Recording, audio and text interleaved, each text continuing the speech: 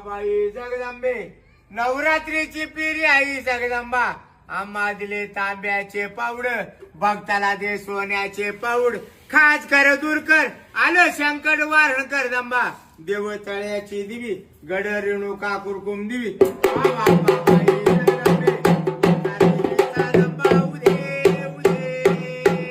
आनंद करू दे, कशी शांत होऊन चालले शांत, भक्ताचा राज वाडा भरू जाईल सुखी राहू.